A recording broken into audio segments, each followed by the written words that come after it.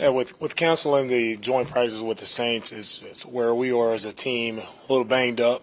So I thought it's in the best interest of our team, right, and putting our guys first that, we should do the joint practices. And thankful to Dennis and the Saints for, the opportunity to have the joint practice and, with them working with us being understandable. Also thankful to our support staff, probably putting them in a bind right now. But they've been very helpful. Everybody's been on board with what we're doing, and one thing we always talk about is team first mentality, and that went into the decision. So thankful for Cal and his support, and also our support staff. Is there a certain number of players that you would have needed, or was it just kind of a feeling looking at the team? I was just looking at our team and where we are now. Just felt that it wouldn't have been as productive as we would have liked it to be if we went to New Orleans. But the flip side of it is we get the opportunity to treat this week is a normal in-season game week for us. So I think there is benefits to that for our whole entire team, our coaching staff, to be able to go through the process of a normal in-season week.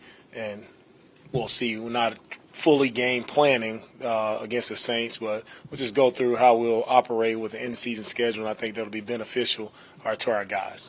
When you think about the practices you want to have once you guys get back out there Wednesday, Thursday, Friday, what do you want to see from the guys this week heading into the game? Because it's still obviously guys are competing for jobs and trying to make this team. Yes, with these practices, our guys are still competing. And what I want to see from our guys as we go out to practice is just improve on the fundamentals and the techniques, things we need to improve on from the game, things we can get better at. It's things that we can control, which is encouraging. And so that's what I'm looking for our guys to just hone in on the details of their assignments, the details of their job, and see if we can get a little bit better this week. And I think this would be a great opportunity to do that going against each other. How many days of rehabilitation do you think you're going to need just to get the bodies back? Not so much the mental aspect, but get the bodies back and we can get some production out of everybody. Each player is different when it comes to that rehabilitation process after guys play games. Some guys bounce back in 2-3 days. Some guys it takes a little longer. But each guy will be handled accordingly on an individual basis how it should be. Titus, before the game, looked like he had his cast off. It seemed like a promising sign. Any updates on him? You think he might happen week one? I think Titus is improving. He's doing well. Just pleased with where he is and look forward to him continuing to improve. But he's headed on the right track for sure. Coach, after going back and watching the film, what was it about the defense that wasn't able to stop them on third down? When it comes to third down, it always comes to rush and coverage. So the rush has to improve. It has to be better with the rush, and the coverage has to improve, right? When we want to play tight coverage, we have to be tight on our guys. We have to make it challenging, make the offense make a tough throw, tough catch, right, to put them on their heels a bit, and we didn't do that. The coverage wasn't tight enough. The rush wasn't good enough, and if we want to play great on third down and get off the field, right, we have to be tighter on both ends.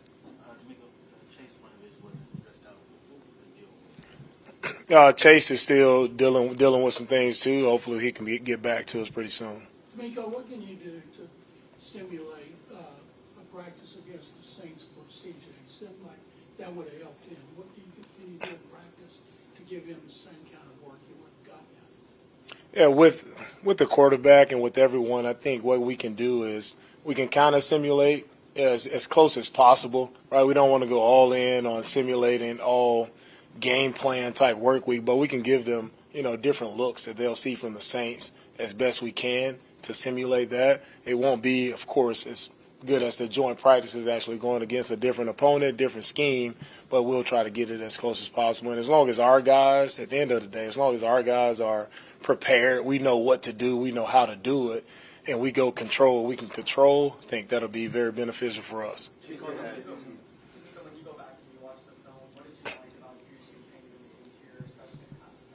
I thought Juice did a really nice job of communicating, first and foremost. At that center position, we ask a lot of him in communicating. And you see a young guy as a rookie and him handle the communication that he has to handle up front is very impressive with how far along he is to be such a young player. So very encouraged with where Juice is and knowing how much better he's going to be as he continues to get reps and continues to play with, the same guys around him. So it's impressive to see.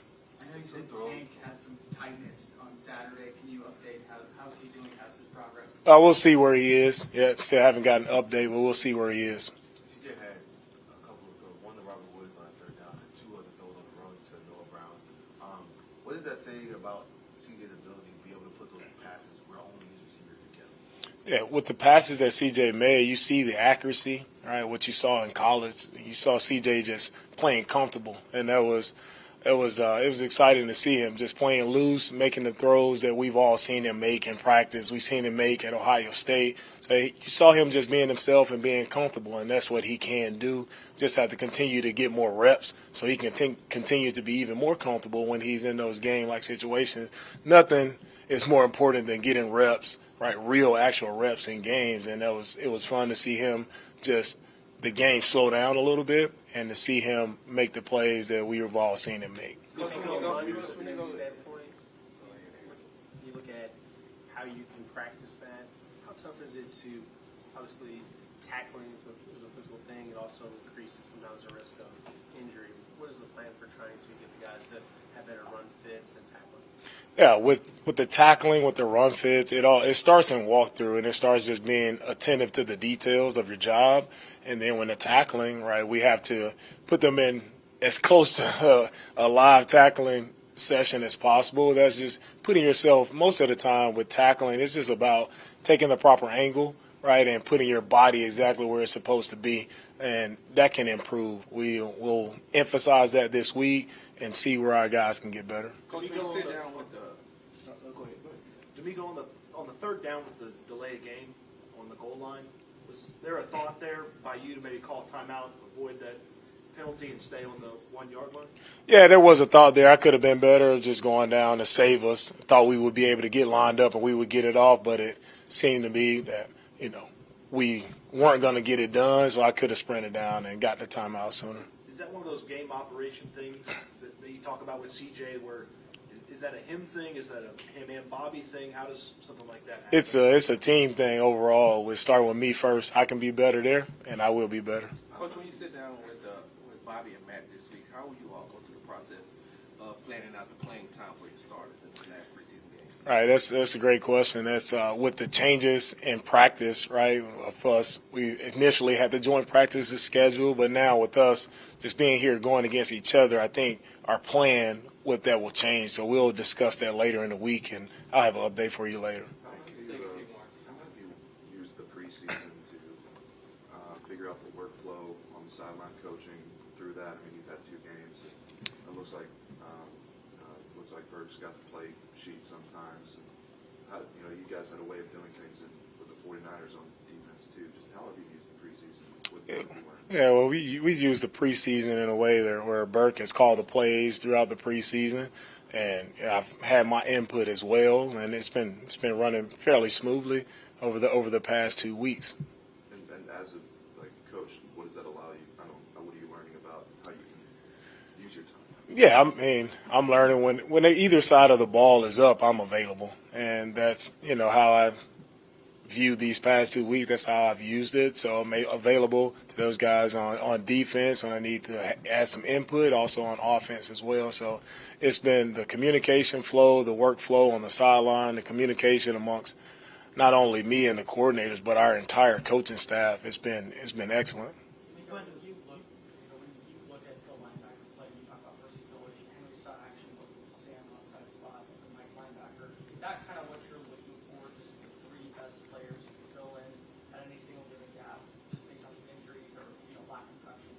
Right, for sure. When you look at our linebacker position, it is about having the best 3 guys when we do play base defense. Not a lot of base defense is being played now with the way the NFL is going, a lot more passing, a lot more 11 personnel. So you will see more 2 linebacker sets or 1 linebacker sets on the defense. So it's about having who are those best guys, but it's most importantly it's about having the versatility of guys who can play multiple spots at the linebacker position, not only linebacker but also secondary-wise, safety, nickel, corner, having guys who can do multiple roles.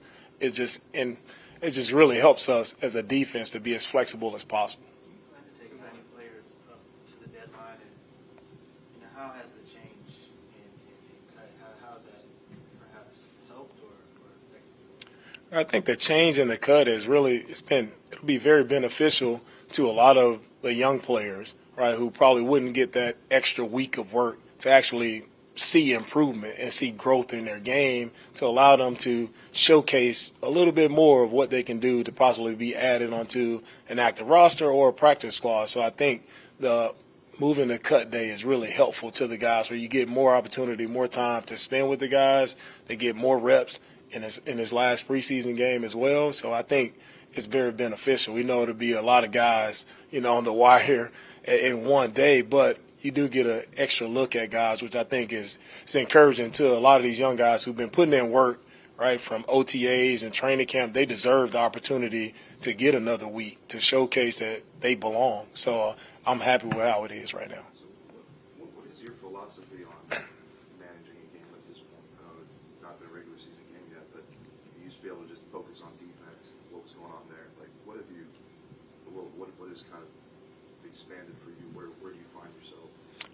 Well, I found myself in a game management role. I found myself that it's about more than just myself. So I have a lot of good help when it comes to that game management role of other, staff helping me out when it comes to that, and it's been going pretty smooth. DeMeco, what's your philosophy when it comes to playing reps for maybe guys who are on the fringe bubble, maybe the final roster of this game? Is it important to see them maybe play a little bit more, or is it practice more so than practice? Yeah, we'll see. It's all right. It's all a process. It won't be about, right, with the roster. It won't be about just, one game or 1 week of practice. It's a cumulative, effect of, we've seen these guys for a long time. So it's a matter of just how have guys just shown improvement? What have they shown? Have they shown that, man, there is some promise? We would like to work with the guy. The guy has some tools to work with. He just needs a little bit more time. I think you find that out throughout the course of your time being with guys. Is not just a rash decision that's made,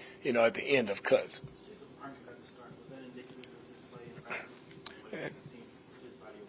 Yeah, Jacob has done a good job in practice. He's been consistent in practice, and he's shown the ability to set the edge, to rush the passer. So encouraged with some of the things Jacob has done in practice, and that he went out there first in the game, and that's what preseason is all about, right? There are no starters, or nothing is set. It's just about us seeing, right, what can our team actually look like, and giving guys multiple looks, multiple opportunities.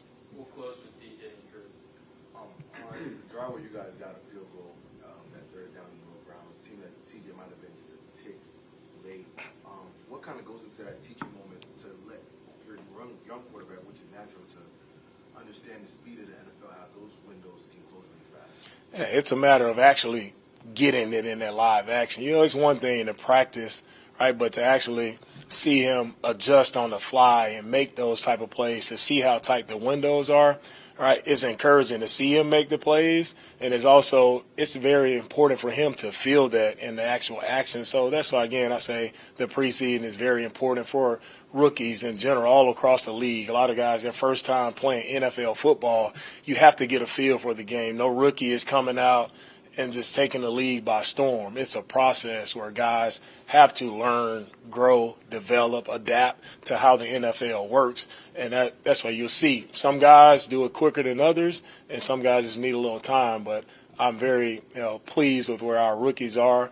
In their 1 or 2 games that they played, I think all of them are headed in the right direction. They've shown promise, and they're doing a good job.